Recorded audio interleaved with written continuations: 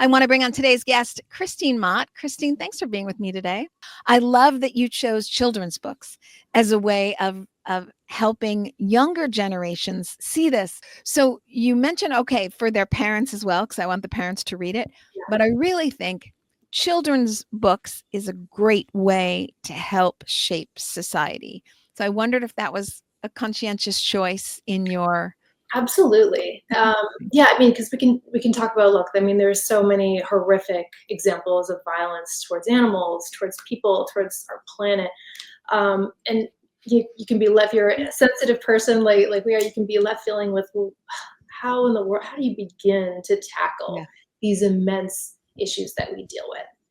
And for me, maybe it sounds very simplistic, but I think it boils down to something as simple as the golden rule and teaching compassion to children. Because as if we're talking about, it's all, everything is related, right? So if we can teach children that, maybe that message will build on, and they will have compassion for not just this one bird in this story, but they can open up their hearts and say, well, all animals have feelings like me. He felt scared. He had a dream. I have a dream.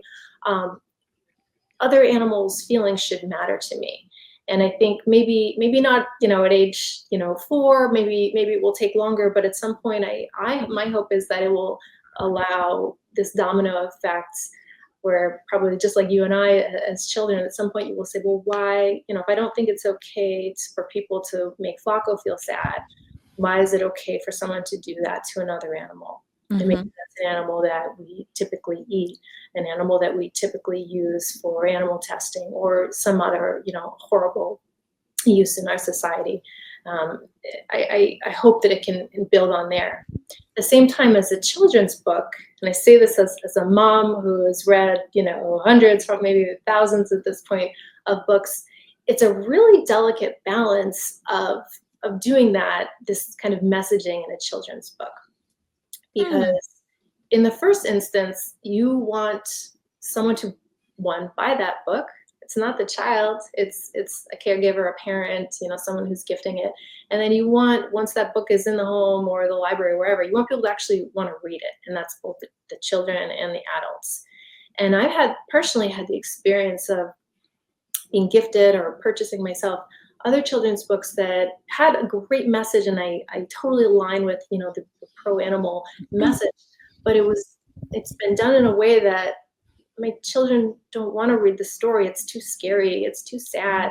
It's not the type of book you want to read to your child at bedtime, because it doesn't have the happy ending, and that's a no-go. You've reached a dead end at that point, right? You write that book, but you have no audience. No one wants to buy it. No one wants to read it. So the challenge for me was, how do I create a story that's captivating and entertaining for children and their parents or caregivers, and yet is able to, eloquently articulate this important message that I want to convey. I hope that I have achieved that.